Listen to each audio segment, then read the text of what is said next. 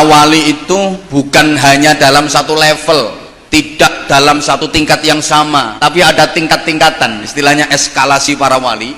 Eskalasi atau tingkat-tingkatan para wali itu diukur fi wara'ihi zuhdihi wa taqarrubihi ilallah, wirainya, zuhudnya, dan taqarrubnya kepada Allah subhanahu wa ta'ala. Tingkatan yang tertinggi disebut waliyul aqtab, wali kutub. Wali kutub itu wali tingkatan tertinggi sak donya, dalam satu zaman hanya satu. Selama wali kutub ini masih hidup, Allah tidak akan mengangkat wali kutub yang lain. Setelah wali kutub itu wafat, Allah mengangkat wali kutub lagi. Kayak Imam Zainal Abidin, Sayyid Muhammad Al-Baqir, Syekh Junaid Al-Baghdadi, Ibnu Athaillah As-Sakandari. Mereka, beliau-beliau itu tidak satu zaman, tidak satu masa. Tingkat di bawahnya namanya waliyul a'immah. Kalau waliyul a'immah itu sak donya dalam satu masa jumlahnya selalu dua. Wafat satu, Allah segera mengangkat satu lagi, waliyul a'immah. Di bawahnya lagi ada waliyul autad. Waliyul autad itu dalam satu masa sak donya jumlahnya selalu 4. Kemudian di bawahnya ada waliyun nuqaba, jumlahnya selalu 7 dalam satu masa, sak donya jumlahnya 7. Di bawahnya lagi ada namanya waliyun nujaba, itu jumlahnya selalu 12. Di bawah itu ada waliyul abdal yang jumlahnya selalu 40. Kalau para wali itu ukurannya dari wirai, zuhudnya, dan taqarrubnya kepada Allah, sedangkan tabaqatil ulama, eskalasi para ulama itu tidak diukur fi wara'ihi wa zuhdi wa taqarrubi ilallah, tapi diukur fi mautihi. Eskalasi para ulama itu diukur dari kematiannya. Makanya kalau kita membaca karya sebuah kitab, pasti nanti di situ akan dicantumkan pengarangnya siapa dan disebutkan al-mutawaffa, tahun wafatnya. Kayak contoh kitab Fathul Mu'in, itu pengarangnya Syekh Zainuddin Al-Malibari. Malibari itu India bagian barat. Itu nanti akan ditulis pengarangnya Syekh Zainuddin Al-Malibari Al-Mutawaffa, tahun wafatnya.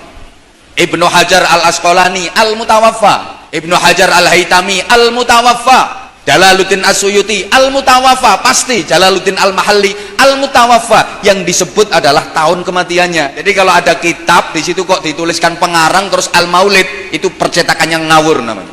Karena eskalasi para ulama itu memang diukur dari kematiannya. Mana ulama yang wafat lebih dulu itu dianggap lebih maju, lebih utama, dan lebih keren. Sering saya sampaikan di mana-mana sebagai gambaran. Ada dua tokoh besar ulama yang dua-duanya ini keluar dari pakem.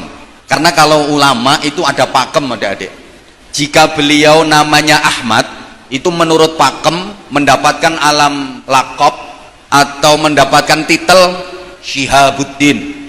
Ahmad siapapun itu titelnya Syihabuddin, selalu begitu pakemnya. Kalau namanya Muhammad sesuai pakem itu titelnya selalu Syamsuddin. Dua ulama ini keluar dari pakem. Yang satu namanya Ahmad bin Husain bin Ahmad Al-Asfahani, pengarang kitab Ghayatul Ikhtisar atau yang terkenal dengan sebutan Takrib. Kitabnya tipis tapi luar biasa.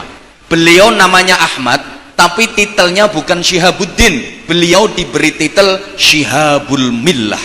Satunya namanya Abu Hamid Muhammad bin Muhammad Al-Ghazali.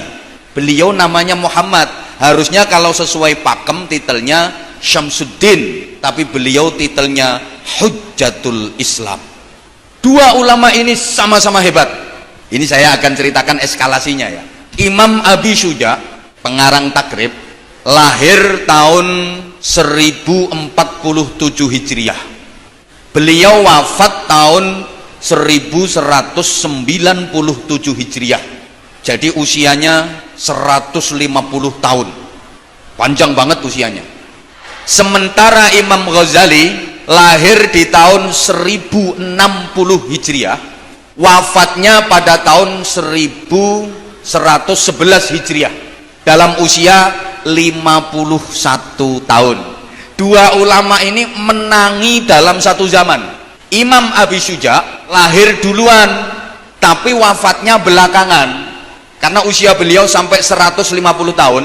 Imam Ghazali lahir belakangan, wafatnya duluan, usianya cuma 51 tahun. Setelah Imam Ghazali wafat, Imam Abu Syuja itu masih hidup 86 tahun.